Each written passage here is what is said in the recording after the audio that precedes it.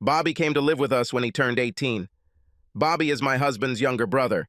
He was accepted into a local college, and instead of staying in the dorms, he saved money by living with us.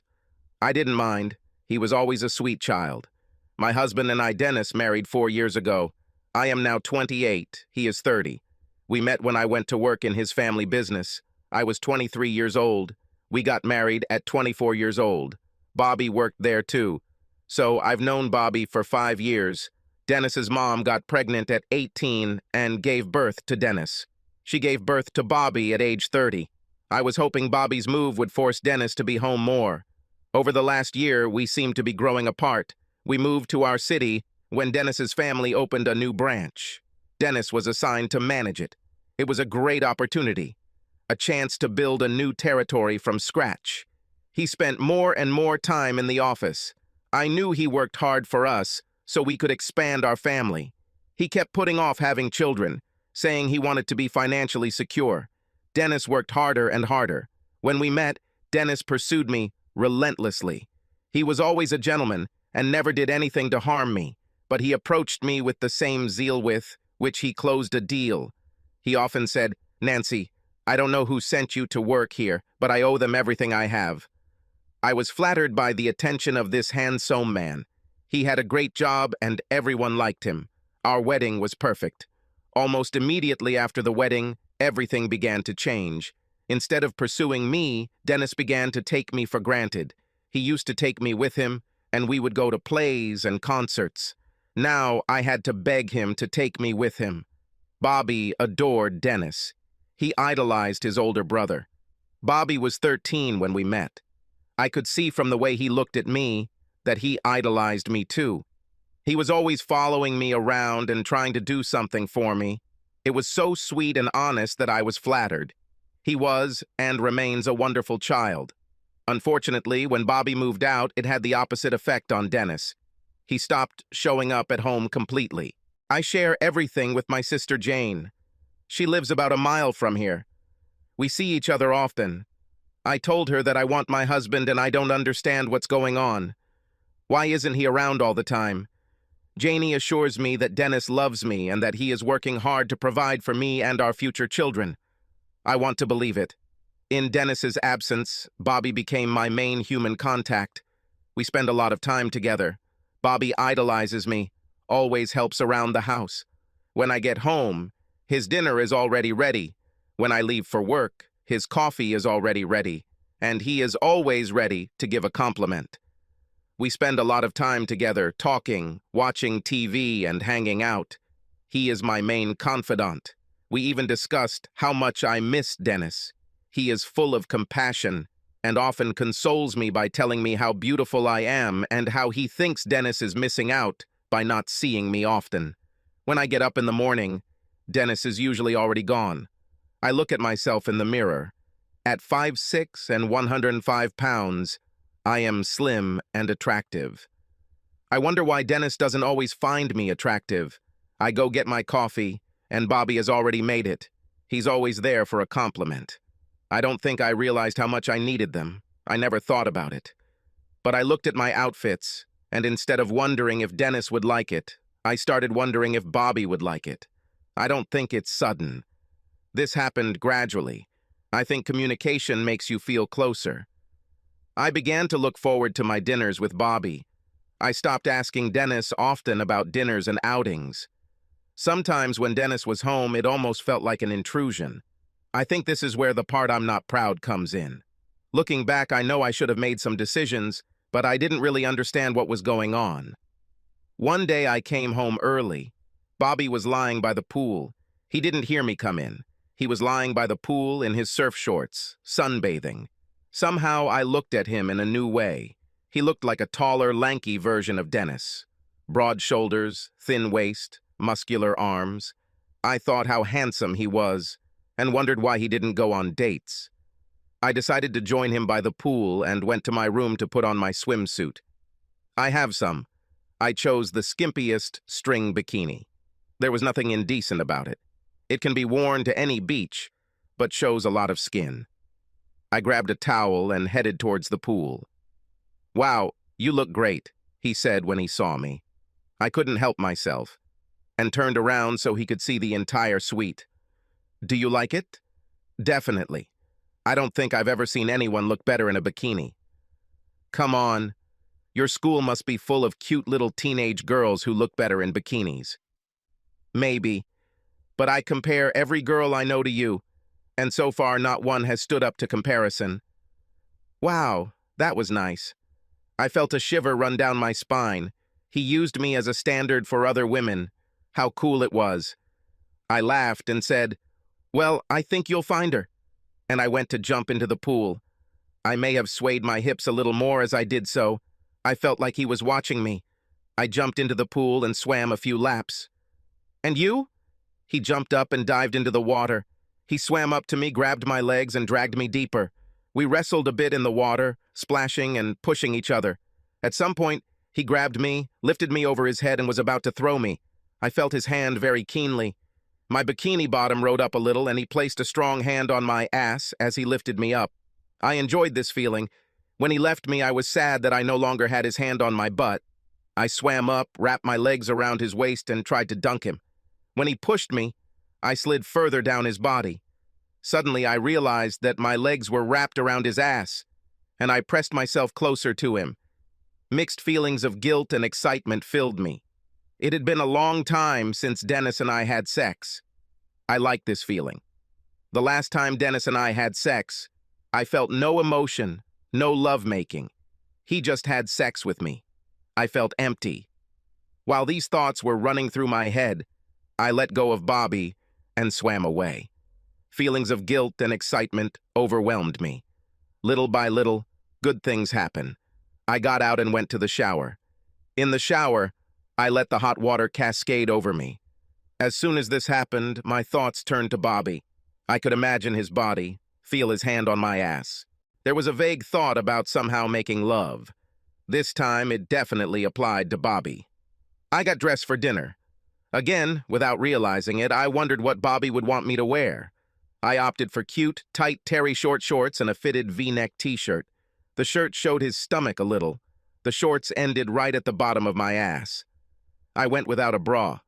In the end, I reasoned that I wasn't going anywhere else and could dress more comfortably.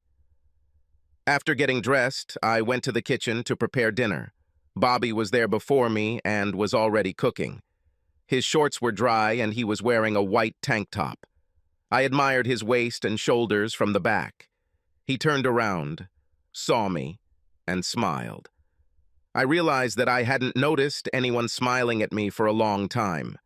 I felt a tingling sensation in my stomach. I liked it. I felt like I wanted more smiles. We had a good dinner. Now looking back, I realize that I was flirting. At the time, I just thought it was a great conversation. I touched his hands, I was happy, and laughed. That evening, Dennis returned home around 10:30. I was in bed. I was waiting for him. All I was wearing was a see-through t-shirt. I got out of bed, grabbed him, and kissed him. I wanted sex. He pushed me away. "Not today, Nancy." "I'm tired." I exploded. "Tired? You're always damn tired. We haven't had sex for months. How can a 30-year-old guy be so damn tired that he doesn't want sex?" He told me to calm down, like, "Bobby can hear me." "So what?" I shouted. "You don't want your brother to know that you don't satisfy me? You're never home." He probably already knows this. Dennis left. I don't know where he went. I sat on the bed and cried until I fell asleep. The next morning, I woke up with a headache and went to get coffee. I didn't realize that I was still wearing only my see-through t-shirt. I just went to the kitchen. Bobby was sitting at the table. He raised his eyes and stared at me. I realized that my breasts were visible through the t-shirt, and it did not cover my bare ass. I probably should have covered myself. I didn't. Something in me felt that by exposing myself to Bobby, I was getting back at Dennis. I just said good morning and started talking as if everything was normal. "I think you heard us last night." Bobby laughed shyly. It was pretty hard not to hear. "I'm really sorry. I do not know what to do." I started crying. Bobby stood up and came over to comfort me, even though he was confused by my nakedness. Finally, I leaned against his chest and cried. He put his arm around my shoulders. Eventually, he left for school. I received a message from Dennis. "I'm sorry about last night. You're right. I need to be home more often. I have a lot to do this month, but once it's all over, I promise I'll be home more often." "Thank you," I replied. Then I called my sister Janie. I told her the whole story of the quarrel. She was very sympathetic to me. She told me that she sees how hard it is. She also reminded me that Dennis is trying to get the business going and is doing it for our future. I hung up feeling better. Everything is back to normal. Well, almost normal. The only big change was that I was no longer shy around Bobby. I often left my bedroom door open while I got dressed. If I was wearing particularly nice underwear, I might drink coffee in it. After work, I would just put on an oversized t-shirt and nothing else. Sometimes when Bobby and I went to watch TV, I would wear a sexy nightie or other lingerie. I wore a light translucent robe over it to pretend that I was behaving decently, but it often fell open. Dennis probably assumed that all my underwear was for him. This was not the case. This was so Bobby could see me. For his part, Bobby felt comfortable enough with me showing off to compliment me. Sometimes he asked me to take off my robe so that he could see my outfit. He once told me that I had a great ass. I lifted my t-shirt, showed him my ass, and asked if he really thought that way. And then it happened. One day I went shopping. In the store, I saw a small gift that I knew Janie would like. I bought it and decided to go to her house and deliver it. When I got there, I was surprised to see Dennis's car. I got out of the car and headed towards the door. Usually I went right in. That day I stood. I was afraid of what I would see. I opened the door. Voices were heard in the corridor. I walked towards them. These were the sounds of sex. I didn't want to look, but I knew I had to. I wasn't prepared for what I saw. I quickly came to my senses, took out my phone and started shooting video. After a couple of minutes, I stopped and crept back to my car. I sat there, not breathing. I was angry. I was humiliated. I was crushed. A million emotions. The strongest thing was anger. Well, anger and doubt. The closer I got to the house, the angrier I became. I wanted revenge. He had sex with my sister while I was home, begging him to have sex with me. Why? What did she have? I was a good lover. Isn't it? I never said no. I wanted what he wanted. I tried to be his mistress. Why Janie? And Janie? How could she do this to me? How could she listen to me being heartbroken and still sleep with my husband? What kind of person is she if she does this? I parked the car and slammed the door. I rushed home and slammed the door again. Bobby was there. One look at me and he knew something was wrong. He stood up and approached me. I don't know what came over me. I grabbed him by the shirt, pulled him towards me and kissed him. He pulled away and asked, "What's going on? What's happening?" "What's happening is that I'm going to enjoy you to the fullest." He seemed to start protesting. Then he stopped. When I tried to kiss him, he kissed me. I don't blame Bobby. He is 18 years old. I am 28 years old. The woman he's been dreaming about for 5 years just told him she's going to have sex with him. Where was he supposed to go? I pushed him onto the sofa. Having done this, I unzipped my skirt and stepped out of it, leaving it lying on the floor. I kissed him again, pushed him harder onto the sofa, and knelt down in front of him. He watched me closely. Our eyes met. "I was wondering what you would think, Dennis, if you saw me now. But who cares what that bastard thinks?" I took Bobby's hand and led him to the bedroom. I wanted to take him in my bed, in Dennis's bed. To hell with Dennis, I thought. He screwed up. I could be the best thing in his life. I focused on getting the most out of Bobby. I loved feeling his body. I rolled off him and plopped down next to him. We lay there, breathing heavily. I turned to him and kissed him. "Thank you, Bobby. It was wonderful." Bobby started asking me something. "Not now. I need to get myself in order." I sent him to his room. I took my phone and watched the video again. "You're a bastard," I thought.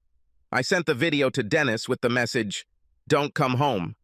My phone rang almost immediately. I didn't answer the call and wrote back, "I have nothing to talk about. Don't come home." I took a shower, cleaned myself up, put on a robe, and went to the kitchen. Bobby was sitting there. "Are you okay?" "No," I answered. I handed him my phone with this video. Bobby said, "Oh my God, I am so sorry." He came up to me, hugged me, and pressed me to him. I burst into tears. My phone rang again. It was Dennis. I ignored it.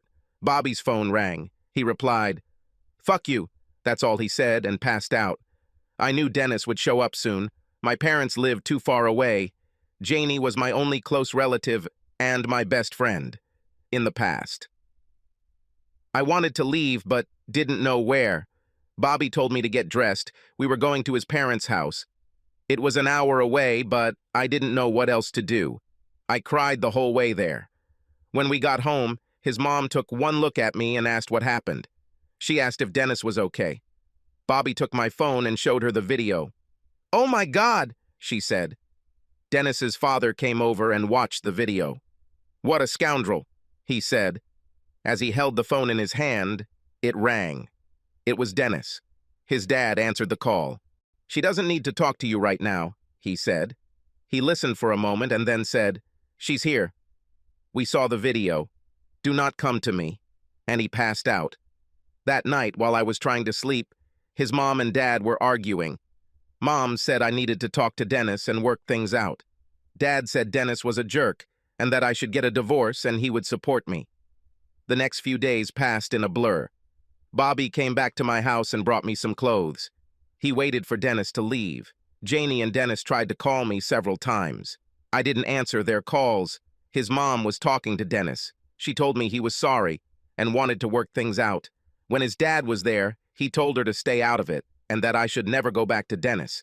I couldn't stay there forever, so I started looking for a place. Dad saw this and asked what I was doing. He reminded me that the house belonged to the company, which meant that the house belonged to him. Although he was legally required to notify Dennis in order to get him out, he thought he could convince him. Later, I found out from Dennis that he would fire him if he didn't move out and leave me alone. I returned home. Bobby is with me.